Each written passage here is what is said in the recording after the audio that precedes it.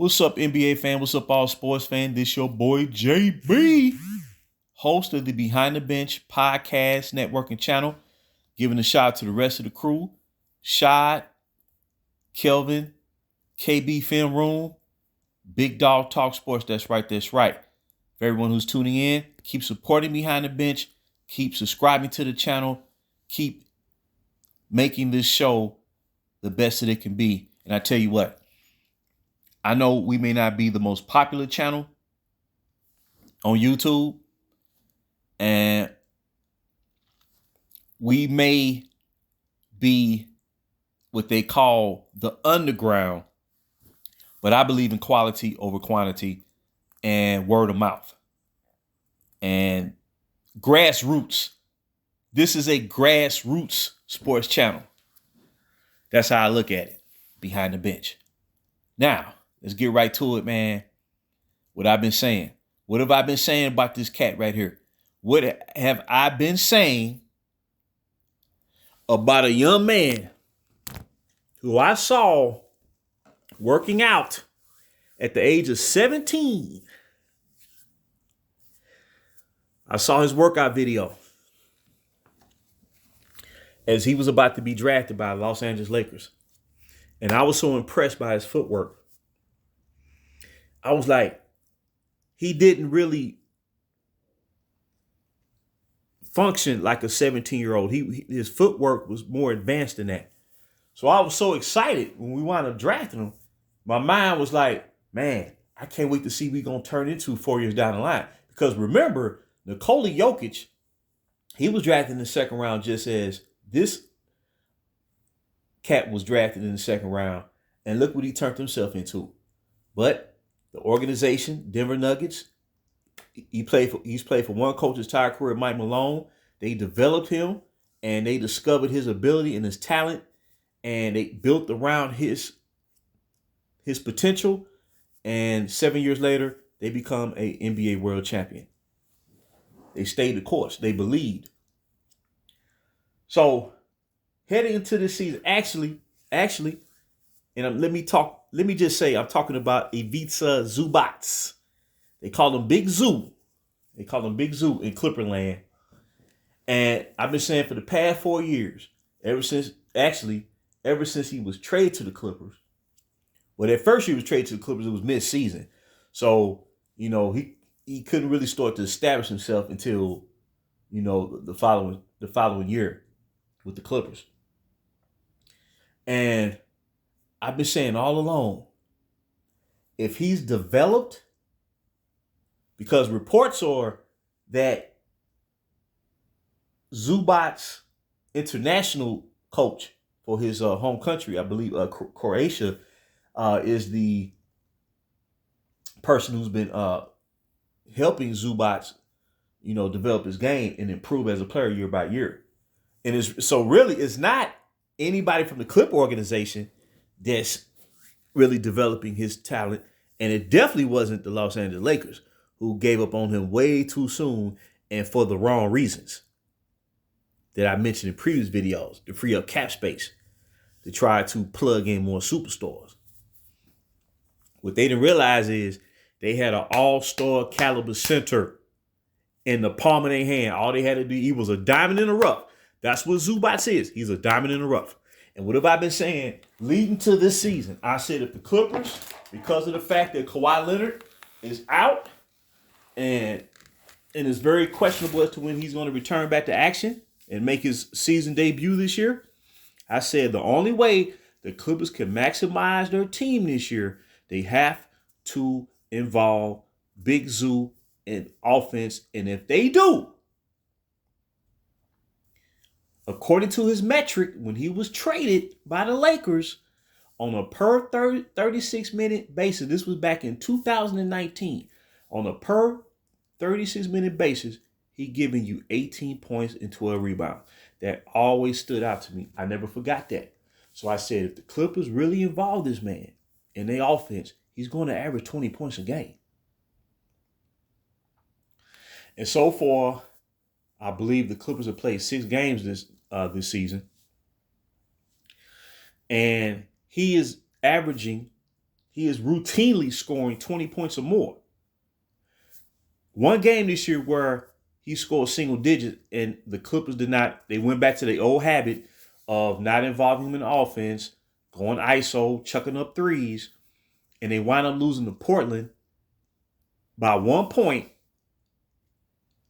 where James Harden turned the ball over the final possession of the game that sealed the victory for Portland. Zubac only had about 7 shot attempts that game. You see what I'm saying? And so what I noticed, the trend so far with the Clippers is they control the tempo of the game when they involve Zubac. In the fourth quarters, particularly the 2 games versus the Phoenix Suns. They played Phoenix Suns twice, and they had significant leads early on in the game or the beginning of the second half, throughout the third quarter. And then they stopped going to Zubac in the fourth quarter. The offense sputters. They turn the ball over, chuck up threes, and they wind up losing. Because they not feeding this man the ball. That's why. If they was feeding him the ball throughout the course of the fourth quarter and don't take him out the game to feature a small ball lineup, you playing right in the Phoenix Suns' hands. That's what they want you to do. You have to see it all the way through for 48 minutes. Not saying that Zubac played 48 minutes. I'm just saying be part of your strategy and your attack while he's out there on the court. And if they was involved with him in the fourth quarters, this man would be getting 25, 26 points. Instead of having, I believe their record right now was like, are they 3-3? I believe that's something like 3-3. They may be 2-4. But they would at least have 4 victories 6 games into the season. And they have a hard schedule coming up too. So my point is, I've been saying this all along about Zubac. He's an all-star caliber center. If he was playing in the 1990s, he'd be an all-star. He'd be averaging, I'll put it this way, he'd be averaging 20 points easily. And he's giving you the double-digit rebounding totals. The first week of the season, he was leading the league in rebounds.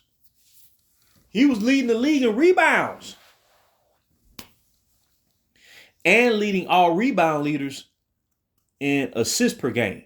This man can play.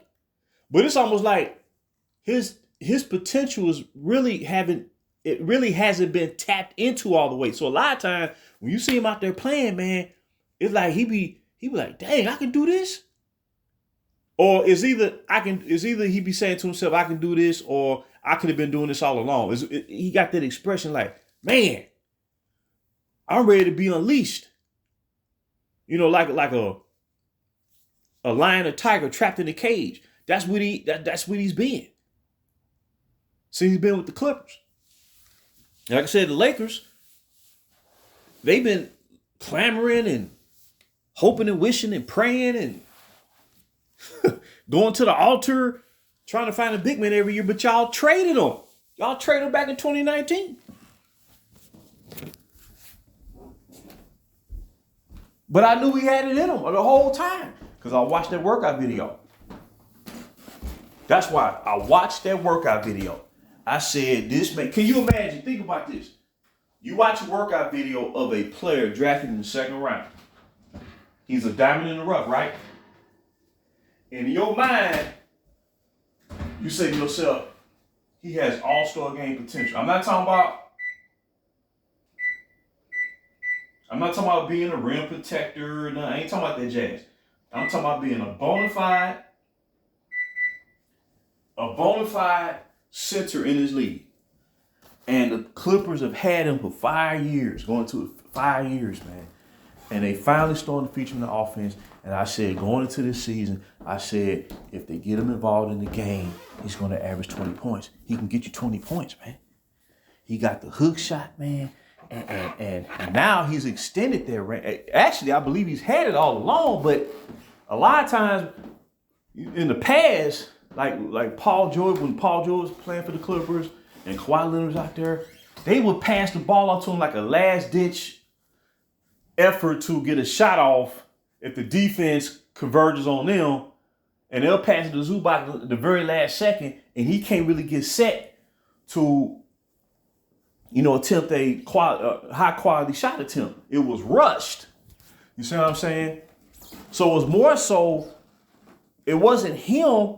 It was the fact that they weren't involving him in the offense consistently, not just for lobs or setting up screens up top.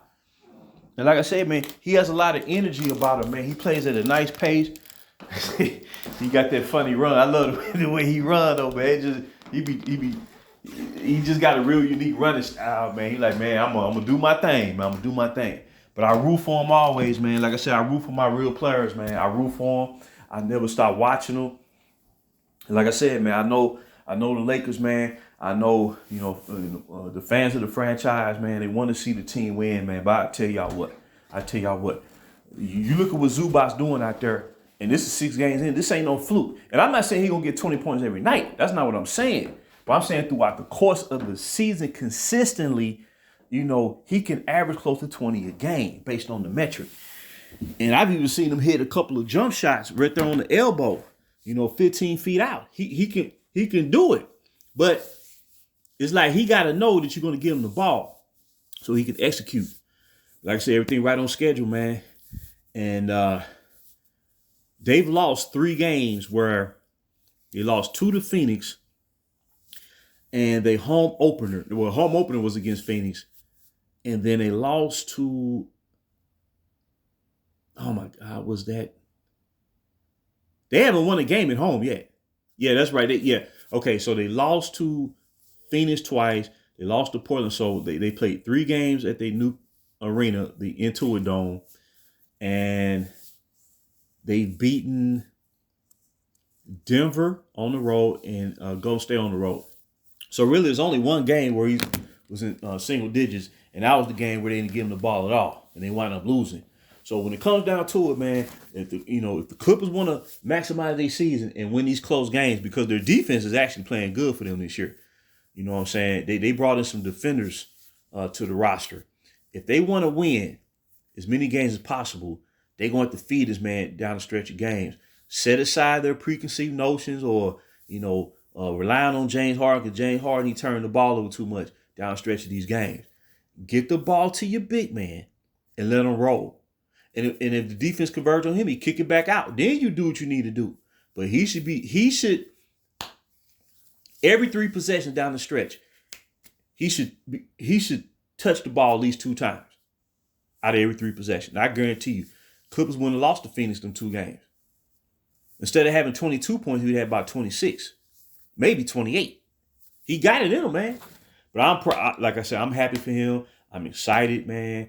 I'm proud of him because I knew who we drafted in the beginning. But like I said, when you're drafting a diamond in the rough player like this, he was really a prospect. You have to allow time. It's not going to happen in year 1. It's not going to happen in year 2. As long as you're seeing improvement, I'm telling you, man, with the ability like that, sooner or later, he's going to break through. And it's usually going to be around that 4th year. And like I said, man, he entering his prime. He could have been doing this 3 years ago. You know what I'm saying? And the Clippers could have did something. But that being said, he shouldn't be on the Clippers. He should be wearing that purple and gold. But, when you go the shortcut route, you make a lot of moves that's not based on logic. And you wind up clamoring for the very thing that you let go. That was already in the palm of your hands. So I say kudos to Zoo. Continue to do your thing.